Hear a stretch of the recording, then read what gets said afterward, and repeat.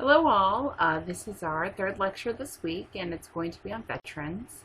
What was happening to Civil War veterans at the turn of the century, what precedent was being set with World War I, and how would that have an effect on veterans of World War II. So we talked a little bit about this earlier in the class. Veterans have not been subject to eligibility rules like other impoverished groups. Civil War, the government established generous pensions for Union veterans in 1862. It was expanded to include any veteran who had served 90 days. Neither combat experience or injury was required. Aging veterans become a real issue in the 20th century. Eligibility was liberalized by classifying old age alone as a qualifying condition for a veteran to have a pension. It eased the length of service and eased the requirement for supporting documentation of that service, which was not as easy in the 19th and 20th century as it might be later on. People moved and paperwork did not necessarily follow them, and the 1/2 to 2/3 of native-born elderly men in the North were receiving pensions at the beginning of the 20th century. A veteran pension was 18% of the federal expenditure in 1913. A rudimentary system of old age assistance for a respectable working class. World War I was 1914 to 1918, and it was called the War to End All Wars. So this is, again, another place that we're not going to discuss World War II in a lot of depth. So be sure that you have a solid background and understand how important World War I is to the not only American history, but international history. And it really changes the way war is fought. There was an expansion of benefits and services, first to enlistees and then later to veterans and families. The War Risk Act of 1914 was 1 month after the declaration of war. It ensured merchant marines against the hazards of submarine warfare.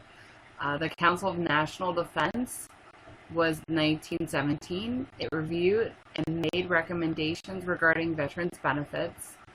This is a new concept. It offered readjustment of rehabilitation services along with monetary benefits.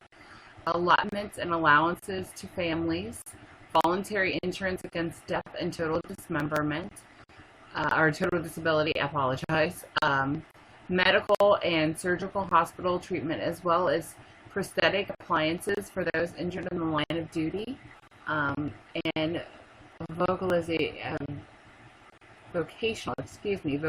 rehabilitation services for injured veterans who could not resume pre-war occupations. So I think you're going to see a lot more emphasis in World War I for a lot of reasons in services, but one of them is the improvement in healthcare. We're going to see a lot more veterans surviving wounded in World War I than we did in the Civil War.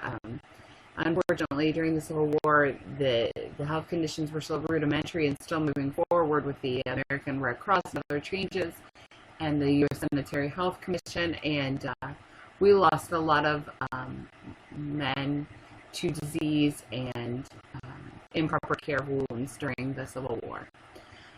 In the National Home for Disabled Soldiers, 116,000 died, and there are 204,000 wounded.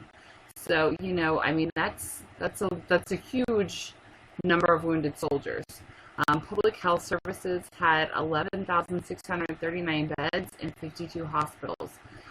But clearly, with that amount of wounded, they needed more. Also used beds in the Army and Navy hospitals, national homes available for those not needing hospital care. And not until World War I would they deal effectively with ideas of battle fatigue, shell shock, or what we now know as PTSD, which is post-traumatic stress disorder. And that's really important because up until World War I, I think that idea is just kind of ignored, where there was no discussion of what might happen to soldiers because of what they'd seen and what they'd experienced. The Veterans Bureau is during this period There are multiple organizations address the needs of veterans, but there was an overall organization needed. It brought together 5 federal agencies serving veterans and members of the armed forces. President Harding was appointed the Dawes Commission to address the matter. It established the Veterans Bureau in 1921 to administer veterans benefits, medical care and insurance payments, vocational rehabilitation services. You're going to see a lot of focus on that during World War I, and even more during World War II, maybe, because after World War I, this country was not necessarily ready to figure out how to put those veterans back to work, and that was a real problem. Not only disabled veterans, but veterans in general.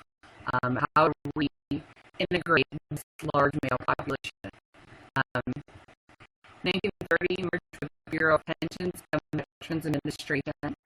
The expansion of services in 1924, Congress made hospital services available to honorably discharged veterans with non-service connected disabilities. So previous to that, you would have had to have been injured in the service to receive these kinds of benefits. It reinforced perceptions that veterans were worthy and would receive the support of Congress. So here's my reference slide this week, and I know some of you are interested in doing veterans welfare as your paper topic, so be sure you check this out. You guys have a great week. Thanks.